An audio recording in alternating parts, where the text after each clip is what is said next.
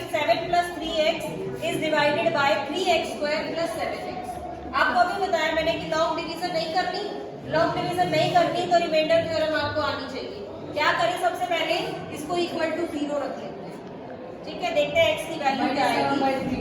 7 plus 3x को आप 0 के इक्वल रख के x फाइंड आउट करो पहले, -7 और x की वैल्यू आ गई -7/3। अब इस -7/3 को पुट करेंगे इस पॉलिनोमियल के अंदर।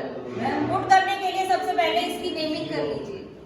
इसको मान लीजिए क्या आप मानना चाहते हैं, आप इसको मैंने px लिख दिया, px हो गया 3x स्क्वायर प्लस 7x, ऐसा ही बन गया ना 3x square plus 7x।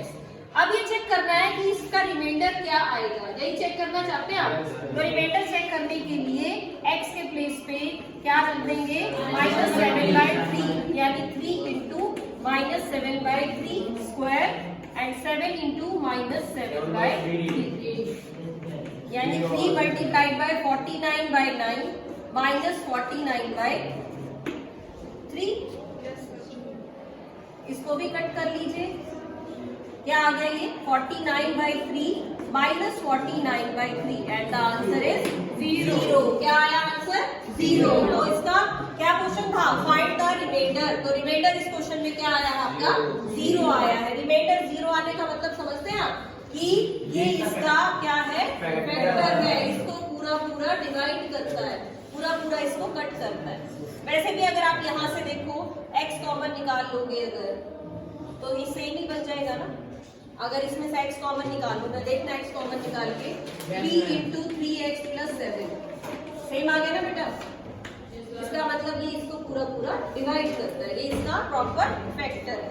Reminder निकालने का ये प्रोसीजर है। डिवाइड का मैम वो सम प्लस 3x। हाँ जी बेटा, लेकिन डिवाइड तो हो गया ना कम्प्लीटली। क्वेश्चन नंबर 2 किया आप लोगों ने? चलिए देखते हैं एक बार। Find the x -1 is a factor of this. तो x -1 को क्या करें, 0 कर लिया हमने। x की वैल्यू क्या आ गई 1। और ये जो पॉलिनोमियल है पहले इसकी नेमिंग करो। आप लोग नेमिंग नहीं करते, डायरेक्ट आंसर लिखते हैं, फिर एग्जाम में मार्क डिडक्ट होगा। जो भी पॉलिनोमियल है पहले उसको लिखो। px लिख लिया मैंने 4x³ plus 3x square -4x plus 3। अब ये कहा गया है कि x -1 is a factor of this. अगर फैक्टर है इसका मतलब x के प्लेस पे हम 1 पुट कर दें तो जो वैल्यू आए वो क्या आ जानी चाहिए, 0 आ जानी चाहिए। यानी रिमाइंडर क्या आ जाना चाहिए, 0 आ जाना चाहिए आपके पास। वैल्यू पुट करते हैं बेटा इसके अंदर, x के प्लेस पे 1 रखोगे तो 4 into 1 cube 3 into 1 square -4 into 1 plus k equal to 0। ये आ गया 4 plus 3 -4 plus k equal to 0। 4 से आपका 4 कट हो जाएगा और 3 plus k is 0 and the value of k is -3। तो k की वैल्यू क्या आ गई आपके पास, -3 आ गई है। अगर x -1 इसका क्या बन जाएगा, फैक्टर। सबने कर लिया करेक्शन अपनी? ठीक है हमारा। चलिए क्वेश्चन नंबर 3 पे चलते हैं। देखिए नंबर 3 आपका इवैल्यूएट, आइडेंटिटी लगाने की कोशिश करेंगे इसमें। ये है आपका 105 इंटू 95। 105 को क्या लिखोगे, 100 प्लस 5 और 95 को क्या बन गया, a plus b into a minus b. Identity लगाएंगे a square minus b square, तो 100 स्क्वायर माइनस 5 का स्क्वायर। और साथ में ब्रैकेट में आइडेंटिटी लिखेंगे आप। अगर आइडेंटिटी नहीं लिखेंगे एग्जाम में तो मार्क डिडक्ट होगा। तो यहाँ साथ में लिखेंगे using a plus b into a minus b, a square minus b. इस तरह से ये आपको लिखना पड़ेगा, a square minus b square. चलिए वैल्यूज निकाल लेते हैं। स्क्वायर किया, 2 0 ऑलरेडी है, 2 0 और आ जाएंगी। और 5 का स्क्वायर 25, सब्ट्रैक्ट करेंगे आप 9975। ये क्वेश्चन भी हो गया, सभी का करेक्ट होगा। चलिए नेक्स्ट की बात करते हैं। 25/4 x square minus 49/60 y square. तो आइडेंटिटी तो इसमें भी यही लगाएंगे हम, इसलिए आइडेंटिटी लिख ही रहने देते हैं। एंड स्टेटमेंट है 25/4 49/16 y स्क्वायर। काफी बच्चों की देखी है मैंने मिस्टेक, x और y छोड़ रखा है। तो ध्यान से देखो इसको कैसे करेंगे। 5 की स्क्वायर है और 4 किसका स्क्वायर है, 2 और यहाँ पे एक x भी है, तो इसका होल स्क्वायर। समझ आया बेटा कैसे लिखना है? ऐसे ही ये नेक्स्ट लिखेंगे 7/4 इंटू y होल स्क्वायर। ये लिखना समझना है। कई बच्चों ने सिर्फ 5 लिख दिया, 4 का नहीं किया, किसी ने x और y छोड़ दिया। तो आपको छोड़ना कुछ नहीं है, जब होल स्क्वायर बनाओगे तो सभी टर्म्स आनी चाहिए। 25 है 5 का स्क्वायर, 4 है 2 का स्क्वायर और x है x स्क्वायर। ठीक है, तो ये आ गया। और इसी तरह यहाँ पे हमने लिख लिया, आइडेंटिटी यहाँ लिख रखी है। आप उल्टी का यूज करेंगे ना बेटा, ये आपको गिवन है इस बार a square minus b square, तो ये आपका a हो गया और ये क्या बन गया b। तो आइडेंटिटी क्या है, a plus b a minus b। तो a प्लस b एक बार लिखेंगे 5/2x प्लस 7/4y और एक बार लिखेंगे 5/2x माइनस 7/4y। बेटा कम से कम 2 मार्क का क्वेश्चन होगा और हाफ मार्क आपको सिर्फ आइडेंटिटी लिखने का मिलने वाला है। तो जो भी रेलेवेंट आइडेंटिटी आपके क्वेश्चन में यूज होती है वो जरूर लिखिएगा। ठीक है, चलिए नेक्स्ट में क्वेश्चन नंबर 5 देखिए। क्वेश्चन नंबर 5 क्या है, 27y³ प्लस 125z। अभी हमने स्क्वायर वाला किया था क्वेश्चन, वैसा ही क्यूब वाला नजर आ रहा होगा।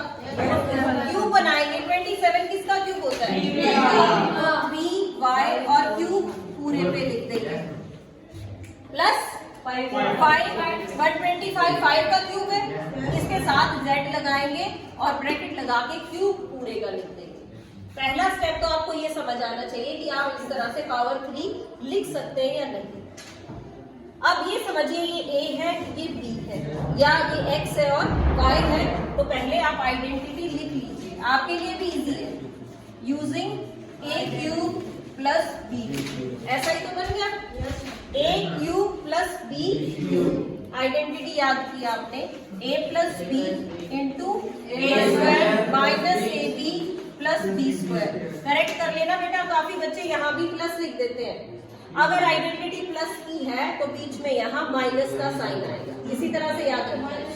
ठीक है, अगर यहाँ माइनस है तो यहाँ प्लस बन जाएगा, ऑपोजिट होती है एक दूसरे की। अब यूज करते हैं अपने क्वेश्चन।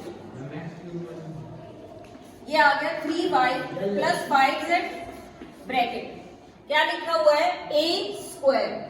a है आपका 3y यानी कि 3y स्क्वायर माइनस ab यानी 3y into 5z plus b square, b है आपका 5z तो 5z स्क्वायर। अब इसको एक बार और एक्सपेंड करते हैं, 3y प्लस 5z ये आ जाएगा 9y square minus 15yz plus 25z square. ये बन गया आपका एग्जैक्टली। अब इसके आगे मत स्टार्ट करना। कईयों ने क्या किया, इसके आगे फिर से इसको और रिजल्ट में अप्लाई करने की सोची।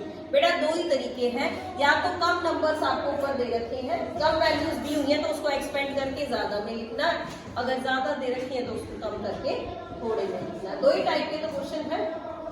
इसके फैक्टर्स बनाए आपने, अगर इस तरह से लंबा दे रखा हो तो आपको आ जाएगा, सिंप्लीफाई करिए या आइडेंटिटी की हेल्प से उसको छोटा बना दीजिए, इवेल्युएट लिखा मिलेगा। एक और क्वेश्चन लिख रही हूँ मैं, तो अभी आप क्लास में करके दिखाएंगे। देखो question number 6, a b raise to the power 3 4 और b a raise to the power 4। ये क्वेश्चन करना है, समझ लीजिए एक बार कैसे करेंगे। अब ये देखो आप, a है तो b की पावर 4 है, प्लस b है तो a की पावर क्या है 4। अब इतनी बड़ी पावर्स के रिजल्ट हमने नहीं पढ़े, पावर 3 तक के रिजल्ट पढ़े, तो हम कुछ कॉमन निकालेंगे ताकि पावर 3 बच जाए।